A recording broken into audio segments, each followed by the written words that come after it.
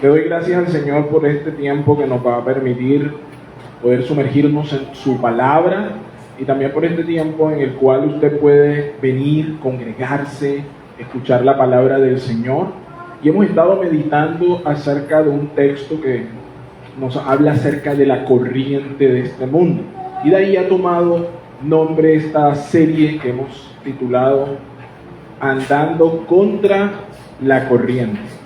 Es una invitación que nosotros tenemos de parte de las Escrituras de no conformarnos a este río, a este caudal que constantemente está acechándonos. Dicho esto, quiero entonces que retomemos un poco lo que hemos hablado hasta aquí acerca de andando contra la corriente. Estuvimos nosotros meditando en Efesios capítulo 2, versos del 1 al 4, donde Pablo nos hablaba que había una corriente en este mundo. Y entonces nosotros decíamos que esa corriente, o la expresión la corriente de este mundo en la Biblia, se está haciendo referencia a un sistema de rebelión y orgullo que busca deshonrar a Dios y a su gobierno. Cuando usted escuche la corriente de este mundo, usted va a entender inmediatamente que es un sistema, es un tipo de pensamiento, de sistema, de política, es algo complejo. Pero básicamente se opone al gobierno del Señor, lo deshonra. Si Dios dice vida, la corriente de este mundo, ¿qué dice? Si Dios dice alto, este mundo, ¿qué dice? Es contradictorio, antagónico, trata de estar en oposición a lo que el Señor establece. Busca exaltarse, rebelarse, ¿ves? Este sistema de gobierno, de pensamiento, de filosofía, es un sistema rebelde. Busca que el hombre se rebele contra su creador, desata su orgullo, eleva nuestro ego, porque la esencia es deshonrar a Dios y a su gobierno, desafiar. En ese mismo texto, además de hablarnos de que existía una corriente del mundo, nos dice que había un príncipe que controlaba esa corriente. Es decir, ese príncipe Satanás, que es el causante de que esa corriente y ese flujo esté allí trabajando. Y también nos decía el texto que esa corriente ejerce dominio sobre los hijos de desobediencia. ¿Cuál es la característica de las personas que están en esa corriente de este mundo? ¿Son hijos de qué? De desobediencia. Y la noticia es, amados, es que en el mismo texto nos advierten que nosotros fuimos parte de esa masa llamada hijos de tremendo, pero hubo una buena noticia, y es que hubo una ruptura en cuanto a nosotros se refiere. ¿Cómo así? Cuando nosotros miramos ese andar, antes de eso, comenzamos a observar que esa corriente del mundo se mueve de una manera muy específica. ¿Dónde ataca la corriente de este mundo, amado? Señálela. Aquí. ¿Dónde está atacando la corriente de este mundo? Lo va a atacar aquí. Satanás no se le va a aparecer a usted como un tipo rojo con cachos, con cola en triángulo y con un tridente. Eso nada más aparece en el escudo de la América de Cali. Pero Satanás no se le va a aparecer así. No funciona de esa manera. Más bien él trabaja de manera tal que le seduce a través de ¿qué cosa? De ideas. Entonces, ¿cómo funciona la corriente de ese mundo? Genera ideas. Esas ideas sembradas se transforman luego en argumentos. Esos argumentos comienzan a activar deseos. Luego esos deseos dan a luz una acción. Las acciones, cuando son practicadas por el tiempo de manera crónica, se transforman luego en un estilo de vida. Entonces decíamos que la corriente de este mundo trabaja con ideas, las ideas producen acciones, y las acciones producen estilos de vida. Allí está la clave para que usted entienda. ¿Por qué muchas veces estamos sujetos a ciertas circunstancias?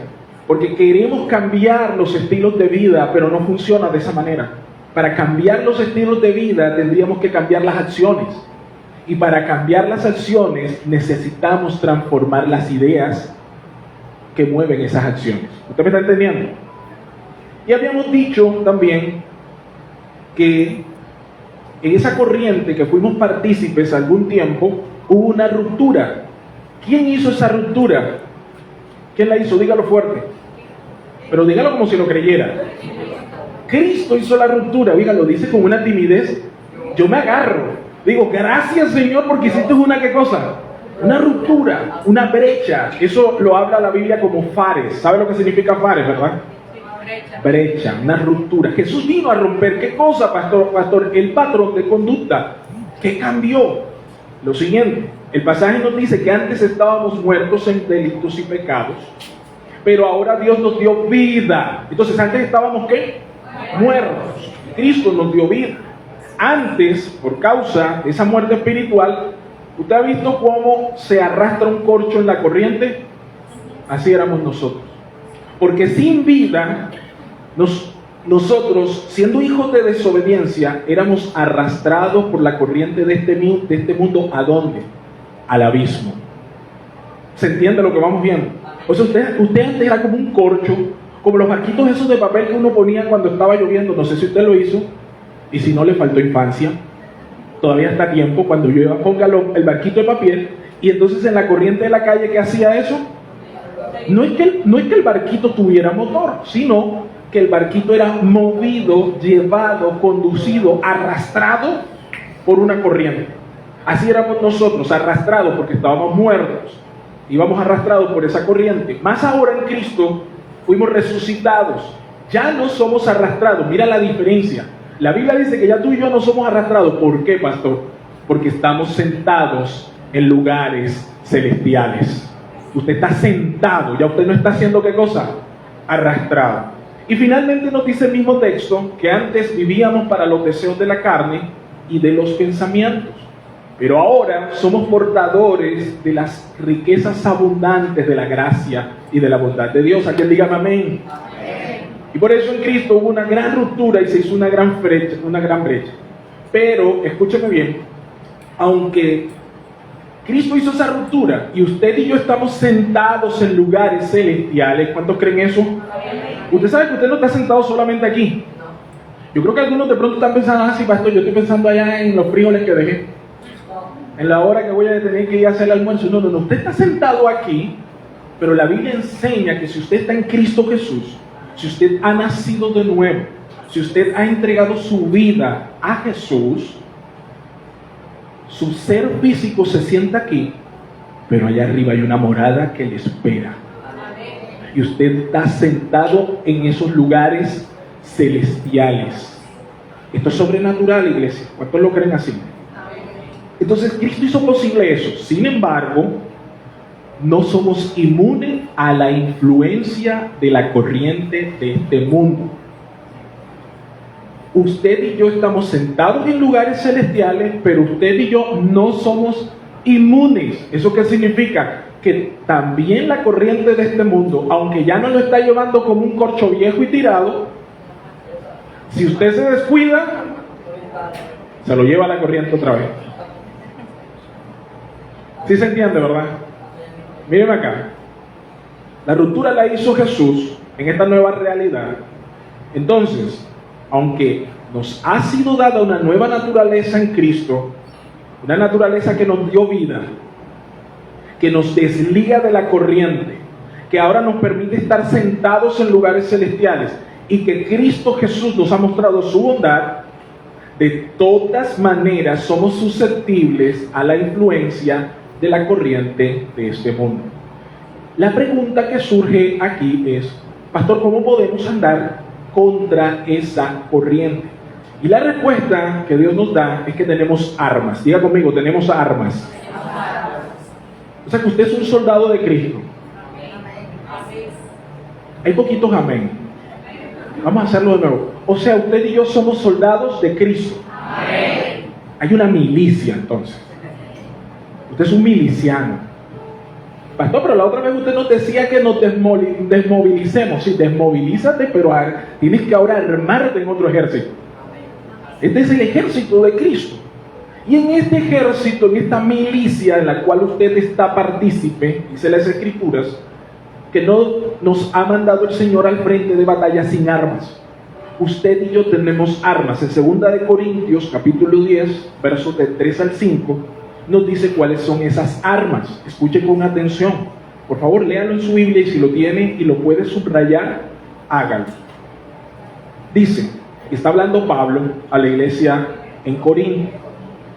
Pues, verso 3 de ese capítulo 10 de la segunda carta a los Corintios, dice, pues, aunque andamos en la carne, no militamos según la carne. Amado, usted está en este mundo. Dígale a la persona que está a su lado, pero tú no eres del mundo. Ay, entonces soy extraterrestre. Ay, soy marciano. Pise la boca, hombre. No. No se trata de que usted sea extraterrestre. Se trata de que usted no está metido en los negocios de este mundo, porque usted ahora está metido en los negocios de su Padre Celestial. ¿Cuántos saben que tenemos negocios en el cielo? Yo me intereso por esos negocios y más le vale que usted también se interese en ellos. Entonces dice la Biblia, aunque no andamos en la carne, aunque andamos, en la carne, no militamos, es decir, no caminamos, no andamos, no filosofamos, no pensamos, no actuamos conforme a este mundo carnal. Verso 4, razón, porque las armas de nuestra milicia tampoco son carnales, sino poderosas en Dios para la destrucción de fortalezas, derribando argumentos y toda altivez que se levanta contra el conocimiento de Dios, y llevando cautivo, diga conmigo, cautivo. ¿Qué es cautivo? Preso. Está agarrado, está cogido, diría mi cuñada. Llevando cautivo todo pensamiento. Ese chiste interno de la familia. Está escogido. Llevando cautivo todo pensamiento, ¿a dónde? Entonces, de este texto, amados, se pueden concluir algunas cosas. Primero, tenemos armas de poder destructivo divino. Amén. Yo no sé si a usted eso le motiva, pero a mí me motiva. Saber no solamente que ahora no soy arrastrado por la corriente, sino que, aunque esa corriente sigue fluyendo, contrario, el Señor me ha dotado de armas. Y me encanta saber que esas armas no son humanas. ¿Por qué, pastor? ¿Cuál es el asunto? Mira, nuestras armas son armas de poder divino. Significa esto que su naturaleza es sobrenatural. ¿Cómo así, pastor? Que las armas que tú y yo tenemos en Dios no están limitadas a las normas de este mundo.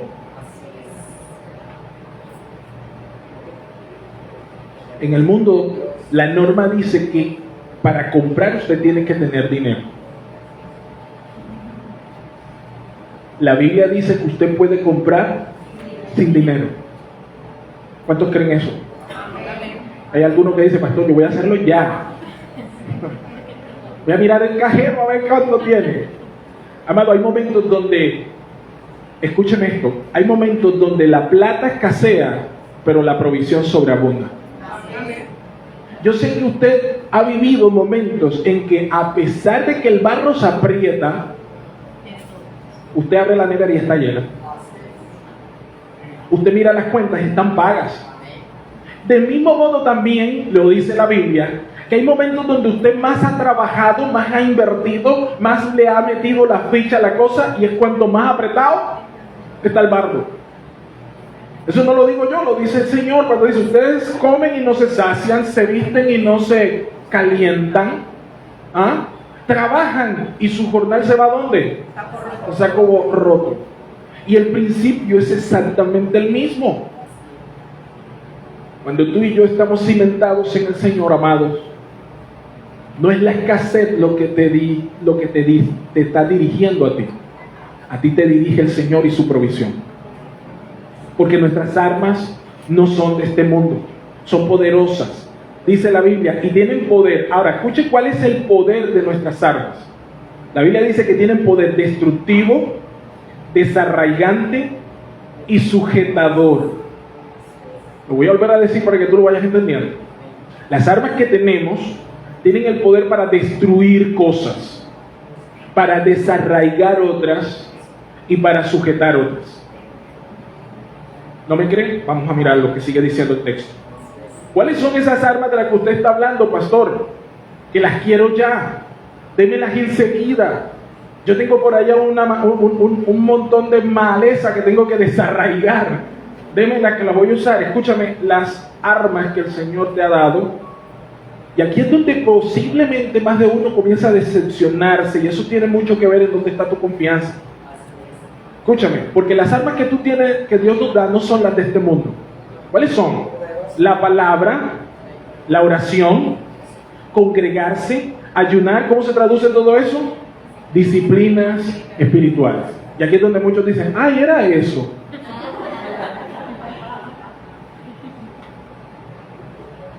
Sí, era eso. Y pretendo con lo que vamos a recorrer mirar cuál es la diferencia de estas cosas. La palabra, la oración, congregarse, ayunar, etcétera, es decir, todo lo que son las disciplinas espirituales son las armas que el Señor nos ha dado. ¿Para qué? Dice que con esas armas, ¿cuáles, pastor? Con la palabra, con la oración, con el congregarse, con el ayunar, con el poder hacer todas las disciplinas espirituales. Dice la Biblia que con esas armas las fortalezas se destruyen, los argumentos se derriban y los pensamientos se someten a Cristo. Lo voy a volver a repetir. Las fortalezas se destruyen, los argumentos se derriban y los pensamientos se llevan como agarrados, cautivos, cogidos a la obediencia en Cristo. Pastor, ¿qué son fortalezas? Las fortalezas en ese contexto nosotros que estamos hablando son hábitos, adicciones, estructuras pecaminosas que con la práctica se hacen fuertes, se hacen resistentes a la voluntad humana. Una fortaleza no va a ser destruida a punta de voluntad. Ponle voluntad al asunto. No. Jesús lo dijo: si el Hijo no os libertare, no seréis verdaderamente libres. ¿Eso qué significa, pastor? Que hay fortalezas en nuestras vidas que no van a ser destruidas solamente con buena voluntad, con buen pensamiento. Van a requerir el poder sobrenatural del Espíritu Santo en tu vida. Vas a requerir de todas, no de una, de todas las armas que el Señor te ha dado. Necesitarás congregarte, aprender, empezar a ministrarte, que la palabra de Dios comienza a penetrar en tu vida y poco a poco se va a ir derrumbando, destruyendo esas fortalezas. ¿Alguien me está entendiendo? Esto no es que te sentaste y, pastor, ya hice el primer módulo de Nueva Vida en Cristo. Se me cayeron todas las fortalezas que tenía. No, amado, vas a demorar años, toda la vida en ese proceso de transformación. ¿Usted está entendiendo, verdad? ¿Y qué es un argumento, pastor? Pues un argumento es un razonamiento. Escucha esto. Un argumento es un tipo de razonamiento que intenta, escúchame bien, darle validez a una idea. Es un tipo de razonamiento que intenta darle validez a una idea. Hay cosas que usted cree que son ciertas e incluso cree que son bíblicas, pero que no tienen ningún asidero en el Señor. Ayúdate que yo... Primera a los Cartageneros, capítulo 23. Ayúdate que yo te qué. ¿Cuántos han escuchado esa frase? Un montón de veces. Ahora yo le hago una pregunta. ¿Eso es un argumento? Sí. Y mucha gente camina por esa máxima. Porque al que madruga le da sueño más temprano. ¿Se da cuenta? Al que madruga le da sueño más temprano. Pero mucha gente dice que madruga Dios. Eso es un invento, amado. Pero ese es un argumento con el cual mucha gente desarrolla ideas, pensamientos que luego se van a estructurar en qué cosa, en acciones, y que luego esas acciones se van a convertir en qué cosa, estilos de vida. Ahora yo puse unas cosas muy livianas, pero hay otro tipo de pensamientos más mezquinos y oscuros que también tienen esa idea y que están muy arraigados en nuestra cultura y pensamiento. Lo que no sirve, se lo sabe. Y a veces la aplicamos sin ningún tipo de contexto, simplemente porque da que te vienen. Vamos adelante. Escúchame con atención. Las fortalezas se destruyen y los argumentos se derriban y los pensamientos se someten a la autoridad de Cristo. Ya dijimos que la fortaleza son hábitos y adicciones. Por ejemplo, una fortaleza que puede estar arraigada en un hogar, en una familia, en un contexto, puede ser el tema de la rebeldía, esa resistencia a la autoridad. Entonces son personas que tienen una relación completamente tóxica, malsana, con toda figura de autoridad. Entonces resisten al papá, resisten al profesor, son los chicos problemas en el colegio. Tienen problemas luego cuando tienen sus relaciones interpersonales, cuando van a trabajar, gente que piensa que todo el mundo está en su contra, ¿se entiende? Hay fortalezas allí que necesitan ser cambiadas, y esas fortalezas antes deben ser destruidas, y para destruirlas tenemos que quitar los argumentos, con esas ideas plantadas. Escúcheme acá, ¿cómo lo hacemos?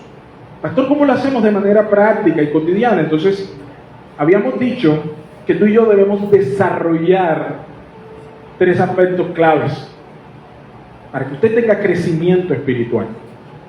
Muchas veces hablo con personas y me dicen, pastor, es que yo siento que no avanzo, que no crezco.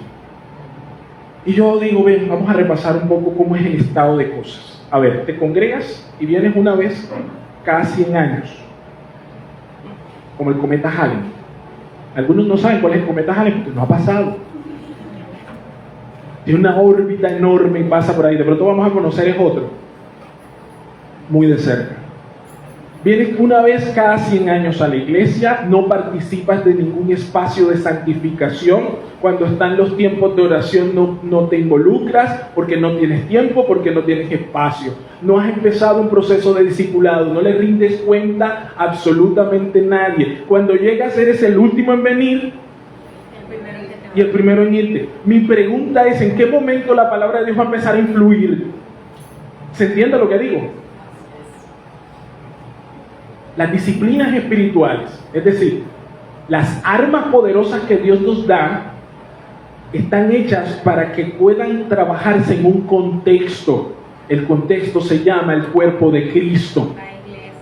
Si tú lees la Biblia por tu cuenta, pero no tomas en cuenta a los maestros, a los pastores, a los ministros, pastor, ¿usted por qué está diciendo eso? Eso lo dice la Biblia. Dice, a uno constituyó maestros, a los otros pastores, ministros, evangelistas, a fin de, ¿cuál es la razón? Edificar ¿a quién? A los santos. ¿Qué son los santos? La iglesia. Para que estén enteramente preparados, ¿para qué? Para toda buena obra. Usted estará creciendo en la medida en que esté enteramente preparado para toda buena obra. Entonces, ¿cómo lo hacemos, pastor? Hacemos desarrollando compromisos fuertes, convicciones profundas y elecciones sabias. Dígalo conmigo. Compromisos fuertes, convicciones profundas y elecciones sabias. Quiero ilustrarlo para ti. Mírame acá. ¿Cómo podemos ilustrar esto? Acuérdense que lo que queremos es usar nuestras armas que Dios nos ha dado. Porque esto no es teórico. Usted tiene que aprender a usar las armas. ¿Cómo lo hacemos? Miren, aquí hay un ejemplo sencillo. Cuando nos vamos a casar. ¿Cómo comienza un matrimonio? ¿Cómo arranca? ¿Cómo arranca? ¿Quién dijo por ahí? Creo que alguien dijo, ¿con una qué? Con una elección. Todo arranca con una elección. A usted lo eligieron. No sé por qué, pero a mí me eligieron. Alguien me eligió. Y yo elegí a un alguien. De entre todo el pool de personas, usted hace una elección. Ahora, para usted poder hacer una elección sabia, usted previamente ha tenido que tener elementos que le permitan escoger. De lo contrario, su elección, aunque sea elección, probablemente no sea sabia. ¿Se entiende, verdad?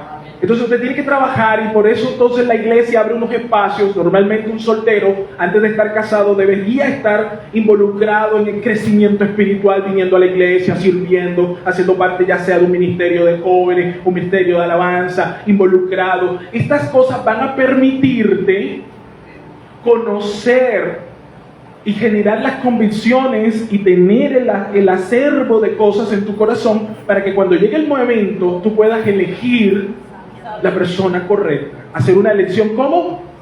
Y no te vayas con el primer palo de escoba que cruzó y te dijo qué bonito tienen los ojos. No te vayas con el coqui que tiene tatuajes hasta en la pepa del ojo, porque te dijo que tú sí eres bonita. Porque tú puedes decir, ya eso Dios me lo dijo. Ya yo estoy afirmada en esa verdad. No me estás diciendo nada diferente. Se entiende, ¿verdad?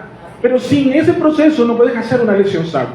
Ahora, cuando tú tomas la elección, el primer paso, y te casas, luego viene la convivencia. Y en esa convivencia viene un problema. Y es que todo matrimonio necesita una estabilidad donde crecer, donde empezar a construir.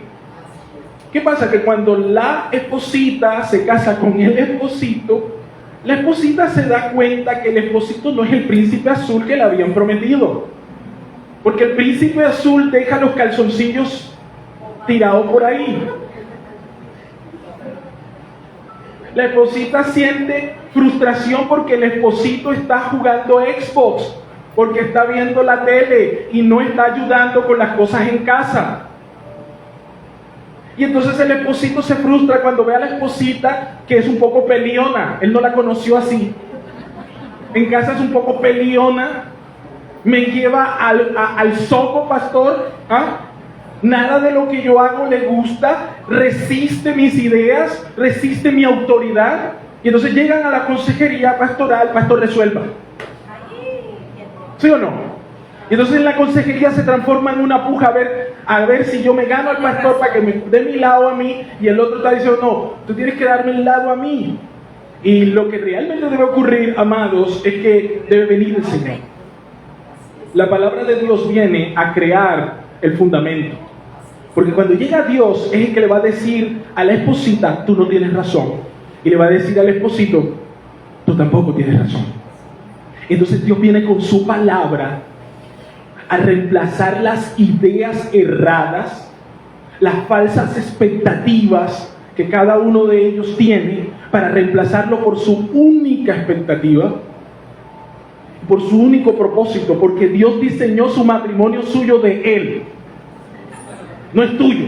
Ese invento es de Él y Él sabe cómo lo quiere gobernar.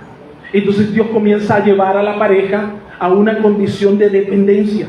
Y vienen entonces las herramientas, nuestras armas. Entonces la pareja empieza a recibir palabra, a desarmar el corazón. Los pensamientos e ideas comienzan a ser reemplazados por ¿qué cosa? Por palabra de Dios. La esposita creía que tenía la razón, pero se dio cuenta que la Escritura le enseña que ella debe amar a su marido como la iglesia ama a Cristo. ¿Cómo la ama? ¿Cómo muestra ese amor? Que se sujeta. Y luego el marido se da cuenta que no tiene la razón, porque cuando el Señor le enseña que el tipo de amor que debe brindarle a su esposa no es solo decirle cariño, te amo, llevarla al Mall Plaza, sino que le está diciendo, tú tienes que amar a tu esposita como Cristo amó a la iglesia. ¿Y cómo Cristo amó a la iglesia? Es un amor sacrificial, se entrega, es decir, que el varón se entrega todo, es sacrificial. ¿Se entiende lo que decimos?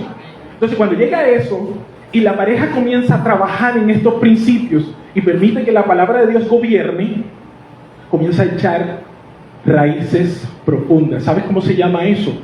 Convicciones. Entonces todo inicia con una elección, luego viene una convicción que se genera del trato. Entonces la esposita comienza a venir a la iglesia y ve a otras hermanas que también batallan con sus propios micos y no están tan desesperadas como ella. Y dice, wow, ¿tú cómo haces para soportarlo? Van a donde Mari y dicen, Mari, cuéntame cuál es el secreto para poder vivir con ese, que si así como predica no quiero ni ver cómo convive.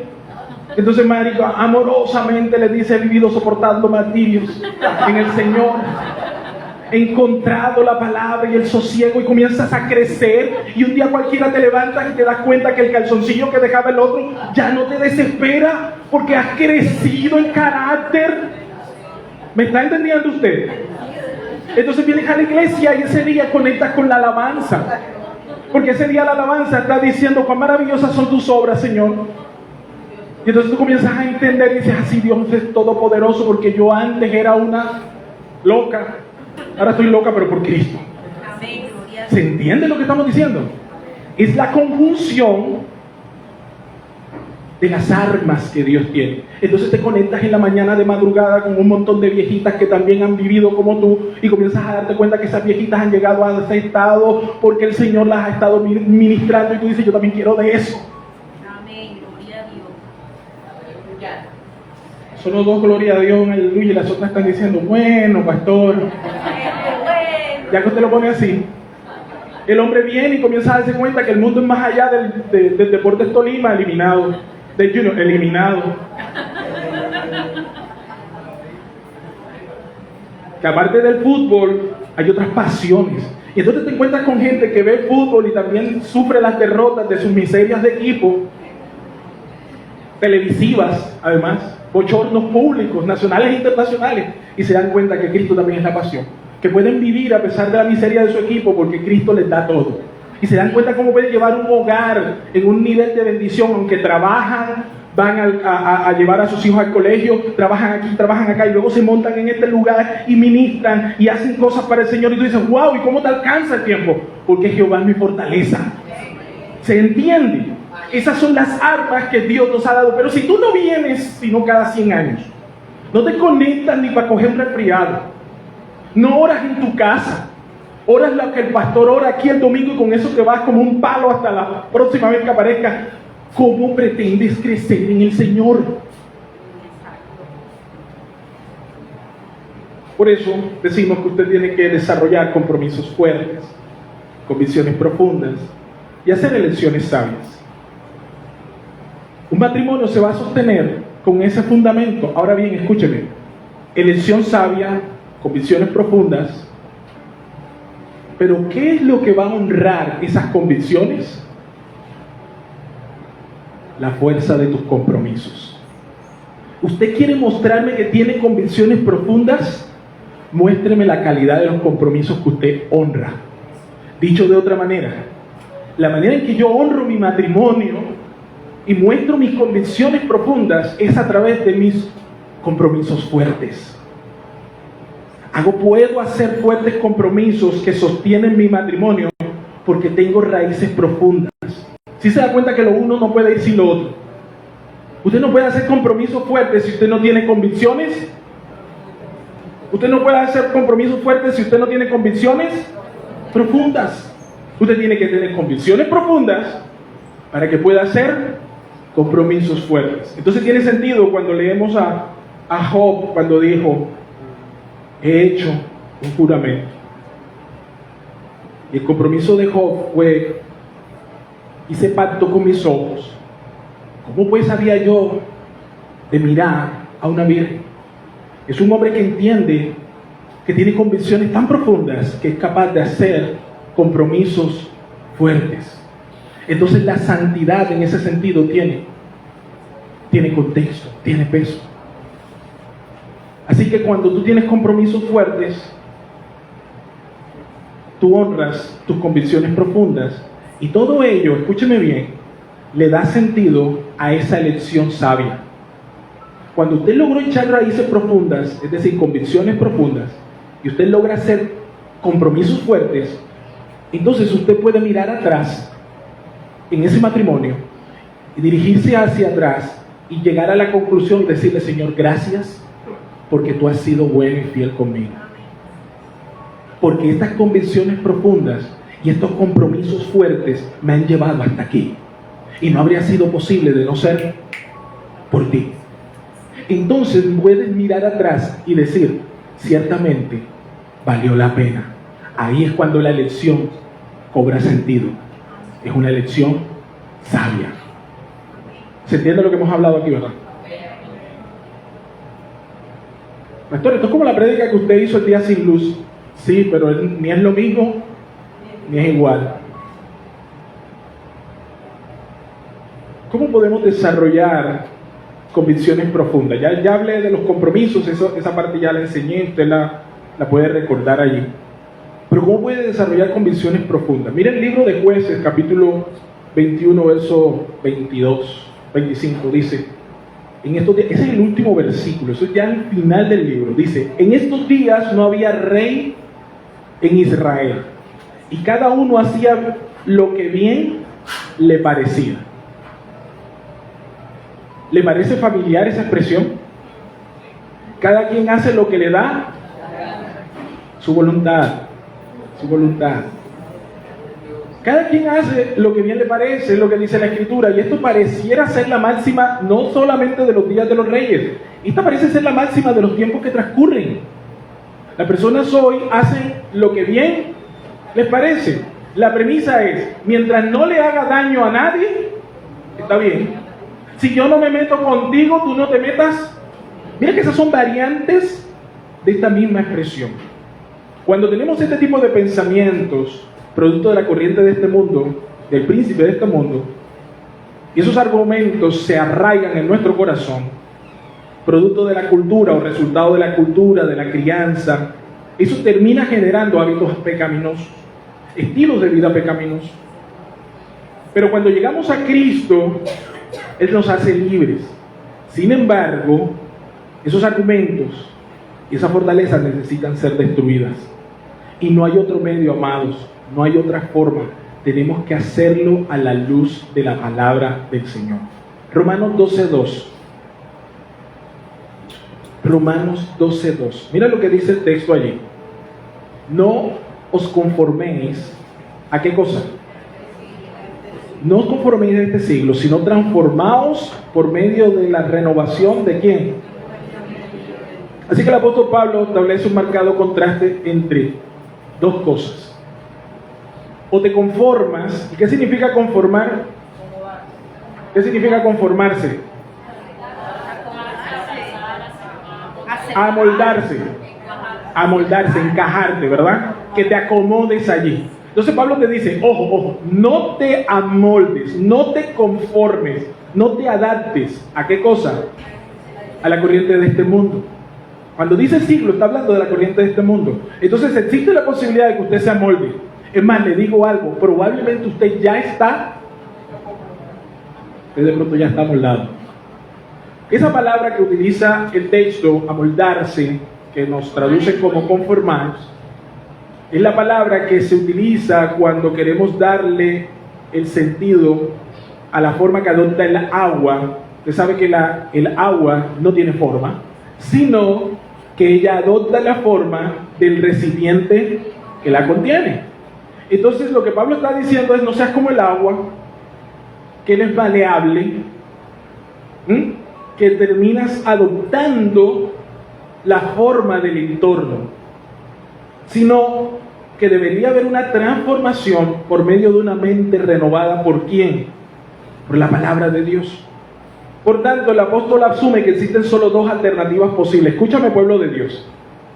O nuestras convicciones y valores proceden de esta cultura caída, de esta sociedad que está metida en el mundo, que es la corriente de este mundo, o nuestros valores, principios y convicciones morales van a venir de una mente que está siendo renovada por la palabra de Dios. Aquí no hay una tercera opción.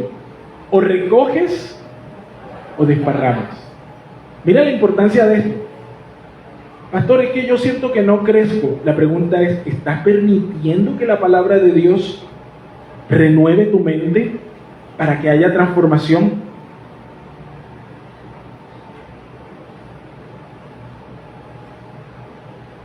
Vamos a hacer un ejemplo aquí importante. Cuando el apóstol Pablo dice que seamos transformados, lo que realmente está diciendo es esto: sométete a la influencia transformadora de la palabra de Dios. Nadie va a poder ser transformado si su mente previamente no es renovada por la palabra del Señor. No hay otro camino, no hay otra manera, no hay un atajo. Cuando ministro parejas, muchas veces las parejas vienen con una situación muy fuerte, y entonces yo comienzo a darles palabra, comienzo a hablarles de los principios, y casi siempre yo noto la desesperación en su rostro, como diciendo: pastor, pero ¿por qué me va a leer la Biblia? ¿Por qué me va a decir lo de Génesis? Ya yo eso lo sé. Deme la orada, deme la pastillita que me quite el dolor ¿Sí se entiende? Tienen esa urgencia por pasar de largo, porque esta situación, es que tengo un problema, yo quiero simplemente que se me solucione el problema. Mi amado, si el problema se solucionase, cosa que a veces ocurre, lo que va a ocurrir es que al cabo de un tiempo vas a volver a tener ese mismo problema. Porque lo único que hiciste fue posponer una crisis. No fuiste transformado. Los hogares no necesitan solo disipar crisis. Los hogares necesitan transformación por la palabra de Dios. Tú no necesitas solo salir del problema. Tú necesitas que el Señor renueve tu vida a través de ese problema.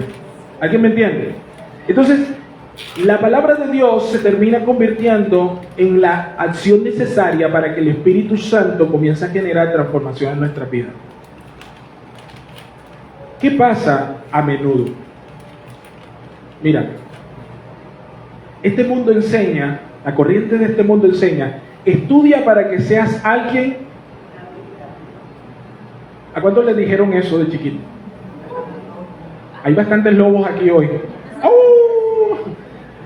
Gente cristiana, comprometida, que ama al Señor, le ha dicho a otras personas, estudia para que seas alguien en la vida. ¿Eso qué es? Es un argumento. Y ese argumento está comprado. Escúchenme acá, leo para ustedes. El problema de este argumento en forma de frase, que está sumamente arraigada en nuestra cultura y que parece ser sumamente sabia, ¿qué hay de malo en eso, pastor? Si eso tiene verdad. El problema de esa frase es que entra en conflicto con lo que enseñan las Escrituras. ¿Por qué, pastor? Porque pervierte el orden al cambiar el énfasis de la cosa. Escúchame, lo que la Biblia enseña es así: mas buscad primeramente el reino de los cielos y su justicia, y lo demás vendrá, ¿por qué? Por añadidura. ¿Qué nos enseña esto, pastor? Nos enseña que tú y yo ya tenemos una identidad en Cristo. Tú no estudias para ser alguien, ya tú eres alguien en Cristo Jesús. ¿Se entiende lo que está ahí en juego? Nosotros no estudiamos para desarrollar nuestra identidad. Estudiamos los creyentes porque somos mayordomos y buenos administradores de la gracia del Señor. El estudio es parte de esa gracia y en consecuencia es una añadidura. ¿Se entiende lo que estamos diciendo aquí? Ahora, esta frase esconde algo, y es que en realidad es un pensamiento ateo materialista. ¿Qué significa esto, pastor? Lo que te está enseñando esto es que tú debes estudiar para que puedas tener acceso a un trabajo que te dé bienes y servicios. Ese es el punto aquí crítico del asunto. Como la mayoría de nosotros venimos de un contexto socioeconómico emergente, me gusta esta palabra para no dañar susceptibilidad, somos emergentes, ¿verdad? Venimos haciendo transición de abajo hacia arriba en la pirámide social. Entonces, como la mayoría de nosotros venimos con ciertas carencias, se nos enseña, y yo esto no lo quiero decir como algo malo, más bien pienso que nuestros padres, y a los padres de ellos y los padres de los anteriores, muchos de ellos no lograron tener una educación formal, algunos ni siquiera terminaron lo que fue el bachillerato, o en el caso de la primaria. Hablo de mi mamá ni siquiera terminó la primaria. Es probable que en ese sentir, por las carencias y la situación, el contexto sociocultural de nuestro país, este pensamiento se arraigue. Pero hay un problema allí, porque esta es una idea materialista. El estudio es solamente una excusa para lograr otras cosas. ¿Qué es eso? Estudia para que puedas tener acceso a trabajos, para que puedas tener acceso a bienes y servicios, para que te haga olvidar tus vacíos existenciales. No importa que en el proceso te aparten del Señor, gente que está estudiando para poder decir soy algo, soy alguien. Gente cuyo único principio en la vida es un título, un cartón. Viven aferrados a eso. No hay libertad. Y en el proceso, estudia para que seas alguien de la vida. Lo que en realidad te está ocurriendo es que la persona se va haciendo cada vez más materialista, se olvida de que necesita estar con el Señor, y le dices, Estudia siempre y cuando puedas tener un estilo de vida en que se te otorgue una posición, un prestigio y que te hagas a un nombre. Mientras eso esté bien, mientras eso esté ahí, está bien. ¿Cuál es el problema? Que cuando nosotros caemos en esta realidad, criamos a nuestros hijos fuera del contexto que la palabra de Dios nos enseña. Entonces les decimos a ellos que lo más importante es Dios, pero en la práctica, ¿qué es lo más importante? Y aun cuando el estudio está riñendo, y aquí viene el problema, muchos cristianos en esta época preferimos tener hijos titulados, aunque impíos. ¿Entienden? Y esa es la influencia que hace el mundo sobre nosotros. Y es ese tipo de pensamientos, yo pongo esto como ejemplo, yo voy a cortar aquí, este tipo de pensamientos que se arraigan profundamente en nuestro corazón, en donde la palabra de Dios tiene que hacer discernirnos. Usted tiene que comprobar que eso que está pensando, viviendo y haciendo realmente procede del Señor. Tiene que haber una transformación desde lo más profundo de nuestro ser. Cuando yo veo aquí a la cantidad de muchachos que están criando sus hijos, tengo mi corazón en la mano cuando les digo esto. Tienes que tener cuidado donde tú estás poniendo tu énfasis. Porque a veces sin querer estamos empujando a nuestros hijos a una vida de materialismo. Les decimos, Dios es importante, pero en la práctica esto es más importante. ¿Se entiende? ¿Se entiende? Entonces comienzan a reñir y ellos no tienen el discernimiento para saber que, pero ven acá, mi papá dice que esto es más importante, pero a la postre él se enoja es por esto. Eso que no vayas un día a la iglesia no pasa nada, pero ay, que no vayas a esto. ¡Oh! Entonces, ¿qué es lo más importante? Lo dice la Biblia, donde está tu tesoro, y ellos lo van a discernir rapidito. Así tú después leas 3 versículos y te des 3 golpes de pecho, ellos sabrán dónde está tu tesoro. Tú y yo necesitamos desarrollar convicciones como profundas. Ponte de pie. Yo quiero terminar aquí. El próximo domingo vamos a profundizar un poco más sobre esto. Yo quiero tener convicciones profundas que me permitan hacer compromisos fuertes. Ahora los casados van a comenzar a mirarse y dicen, ¿será que yo hice una elección sabia? Yo creo que tenemos una elección sabia, amados. Vamos a orar.